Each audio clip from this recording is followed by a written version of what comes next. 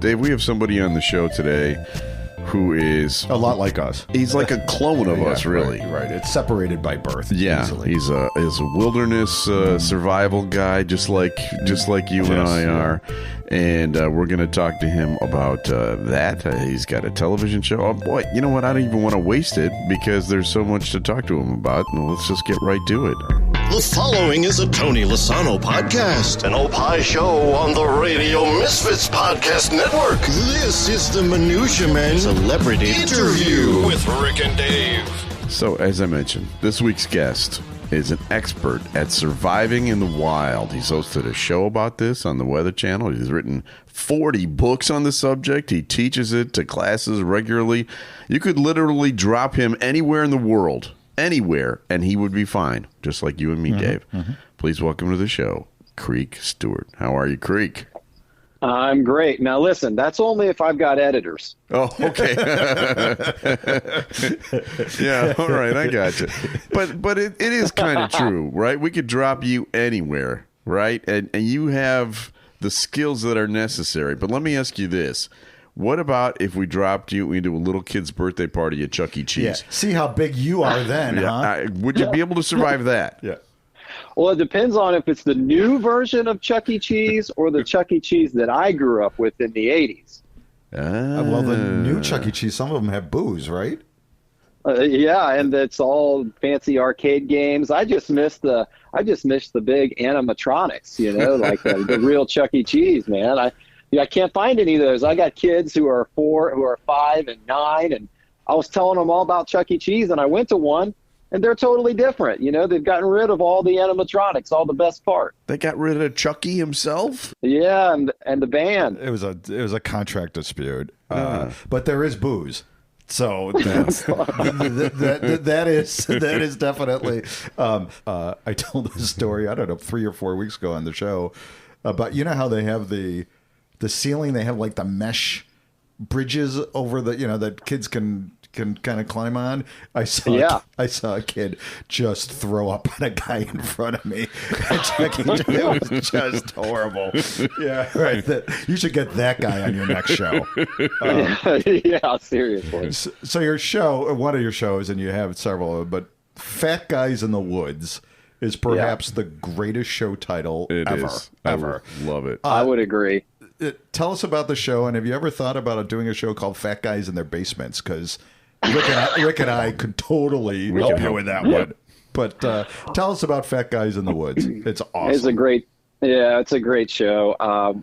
When I was teaching survival skills 10 years or so ago, so I was doing a lot of work where I was bringing people out in the woods for personal transformation, to have a real transformative experience in the wilderness. And I was approached by a production company who had the idea of, hey, can you take 3 guys who are stuck in a rut, sometimes fat, who are stuck in a rut in their life? Can you take them out in the woods and shake them up a little bit?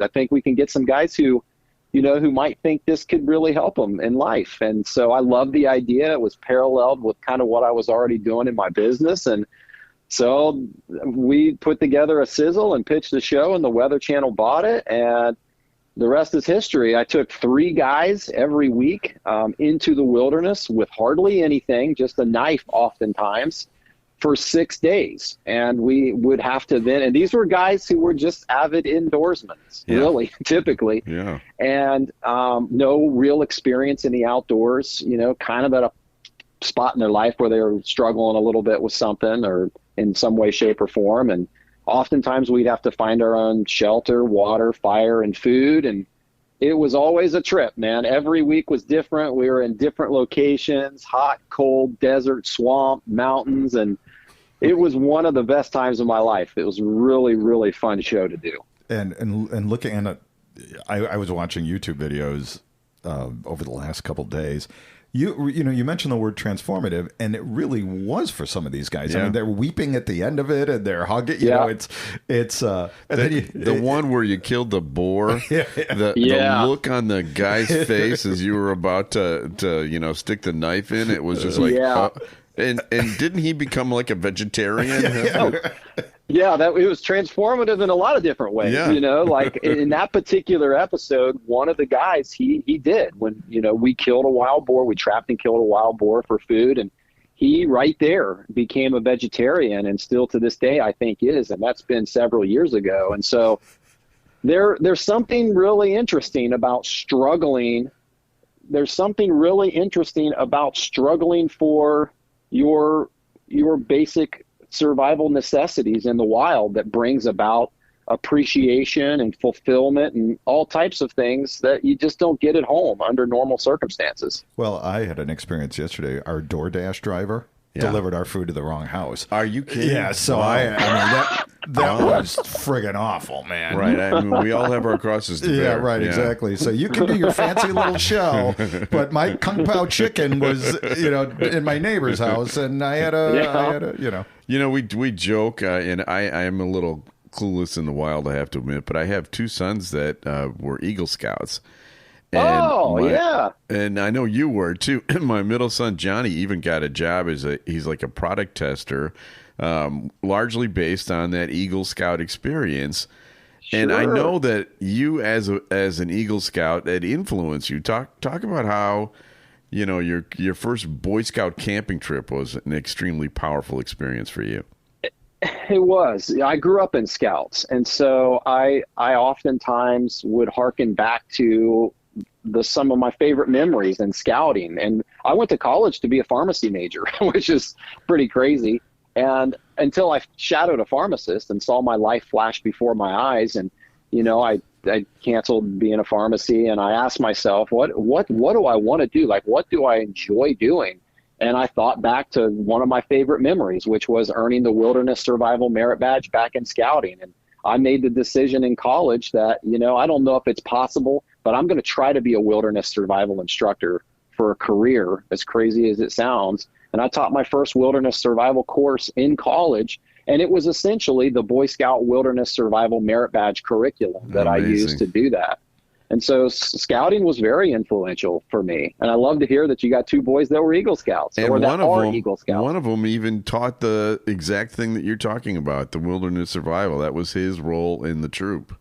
Well, he and I would be kindred spirits for sure. For sure. What year was this? So, because, like you said, there were no survival. This wasn't a job, really, right? I mean, you'd like invented an industry, right? I mean, what year was this?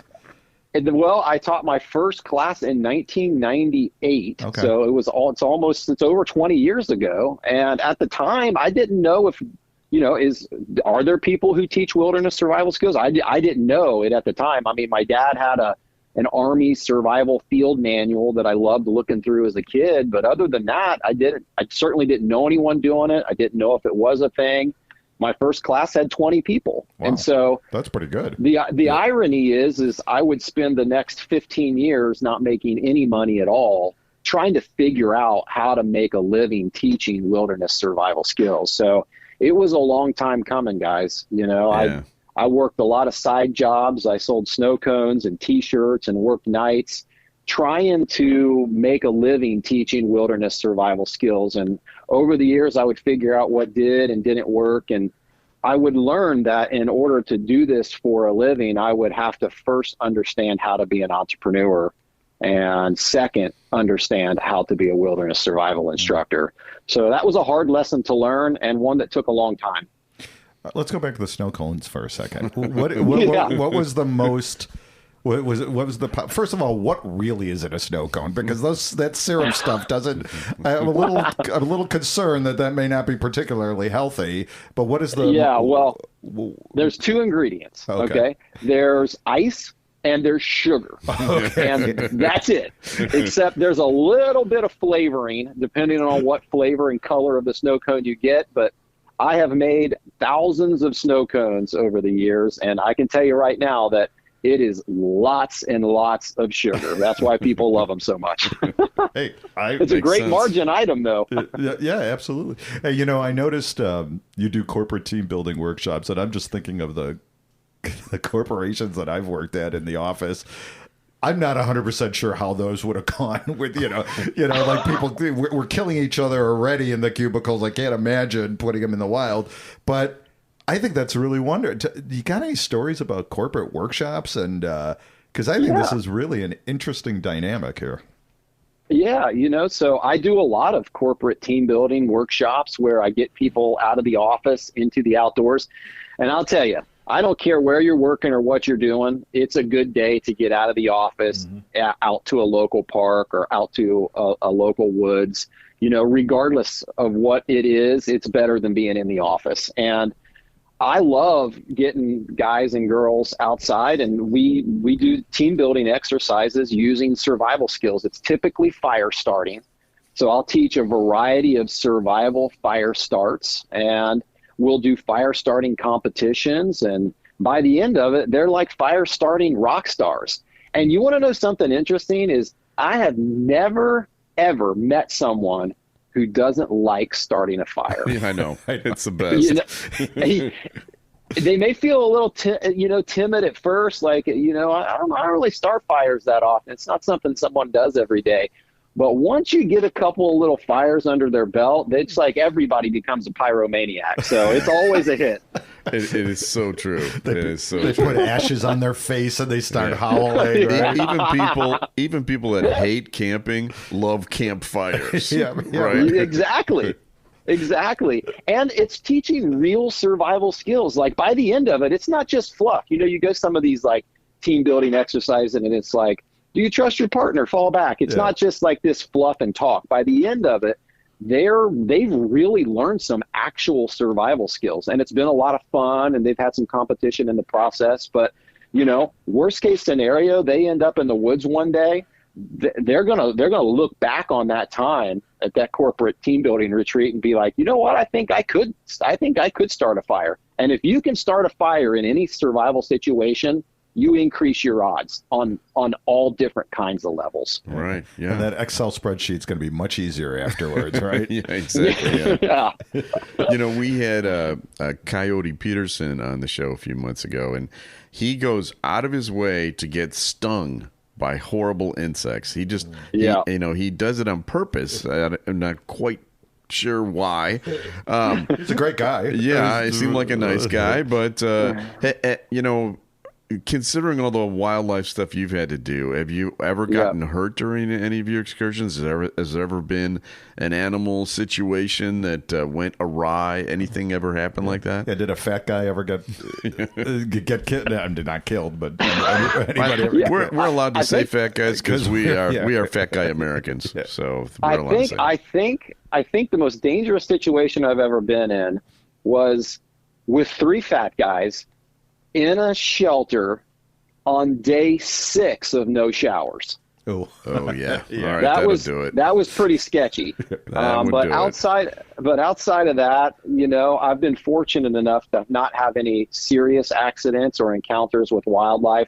I've been bitten and stung and all kinds of different ways and times by various different critters, but it's never been anything life-threatening, fortunately, knock on wood. But I've certainly been out and around about any possible situation you can imagine.